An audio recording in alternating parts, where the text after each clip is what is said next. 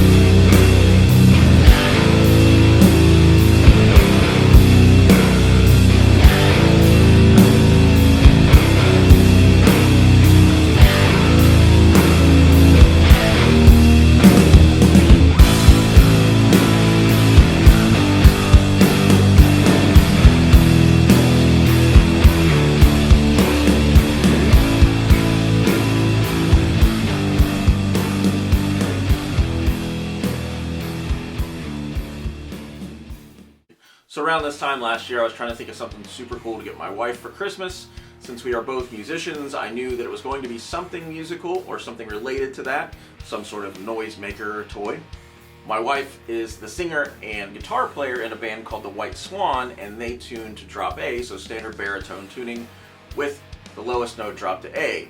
My wife did not own a baritone guitar, so I thought what a great opportunity to not only do something super cool in building a guitar, but also to give my wife a cool Christmas present and to give someone a baritone guitar and share the baritone-y love. So let's talk about the build a little bit. The neck is an AllParts conversion neck. It was the first thing I ordered. It is 27.78 inches, so just shy of 28 inches long. Perfect for drop A tuning. It's actually incredible tension with a standard 14 to 68 set, and as of late she's been using the 14 to 70 gauge baritone set. So next I needed to order hardware for the guitar, and I started with Fender products. So we have the control panel and the bridge and the neck pickup. Those are all Fender items. Standard Telecaster bridge, standard Telecaster control panel, and your average standard single coil neck position pickup. For the rest of the build, I went to guitarfetish.com. The body is an XGP Telecaster shaped body. XGP is the top tier line that Guitar Fetish offers. They have a clearance factory buyout section where sometimes you can get guitars for full guitars for less than $100. You can get guitar bodies for 25 bucks. These are all things that other companies basically think are blemished or not good enough to pass their code, so they get sold to a company like Guitar Fetish and they repurpose them. Then from there you have the medium tier stuff, which is all the GFS proper stuff. Incredible quality, no complaints there. The price is excellent.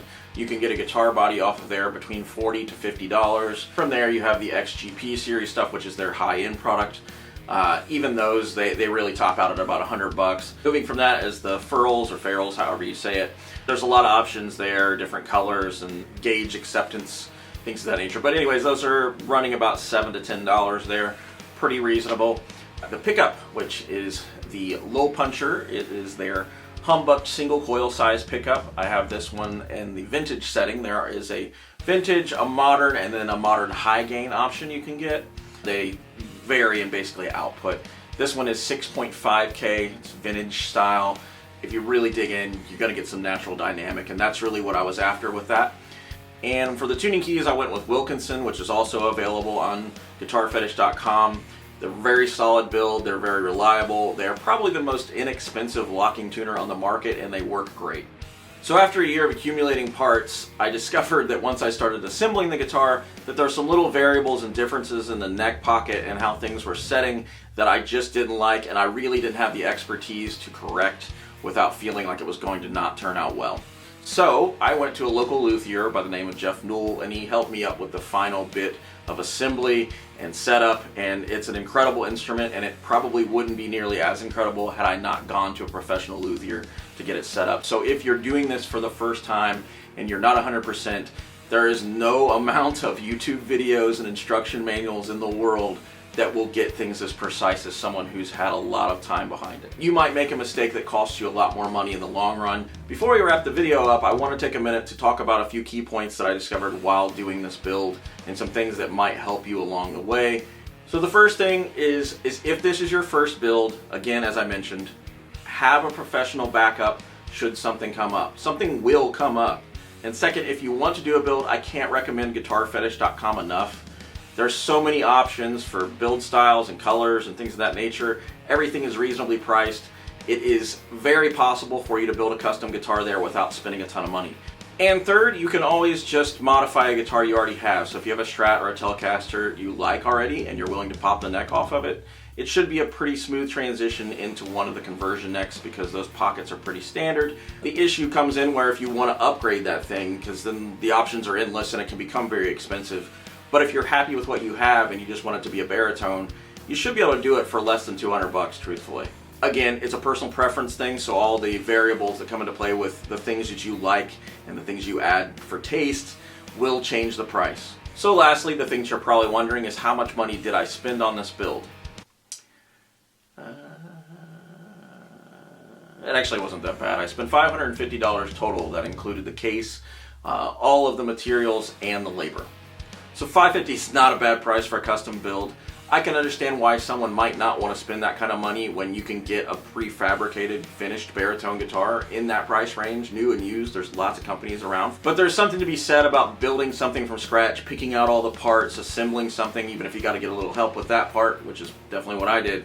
The blood, sweat, and tears that go into it, all of the work and the lessons you learn throughout the process, all that stuff is valuable in my opinion, and it makes you a little more attached to the instrument, or if you're giving it as a gift, which is what I was doing in this case, I knew that there was a lot of effort and love involved in it, so it was something that I really hoped translated into someone owning this instrument. If you have any questions about this build or there's anything that I didn't get into that you would have liked me to get into, leave a message in the comments and I will address it very quickly. Maybe I'll do another video if it's necessary. Also, I'd love to hear about any builds that you'd like to do, or like your dream guitar that you could build if you could build one, or if you've already built one, I'd love to hear about that too. So leave a message in the comments and we'll chat about that. That's very exciting to me.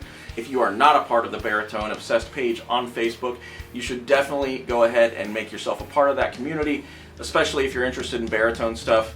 Everyone's chatting it up. Everyone is very passionate about baritone and the different scales and tunings and string gauges, all of that stuff. Everyone's excited. I was inspired to start this page because of the fine folks at the Baritone Obsessed page and because of Bunn. And if you're not familiar with Bunn, I will put a link to his stuff in the description. Bunn recently did a video on conversion necks with almost all of them that are available out there, prices, the scales available to you. So I'll put that link in the thing. Most of the people who are watching this seem to have found me through Bunn, and I am very grateful for that. Hopefully you're enjoying the videos. I hope everyone has a great holiday.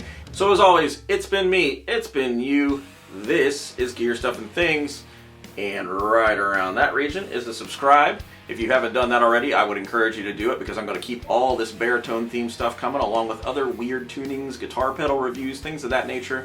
And if you like it, hit that like button. If you don't like it, hit the dislike. I encourage it. It's up to you what you do with those buttons.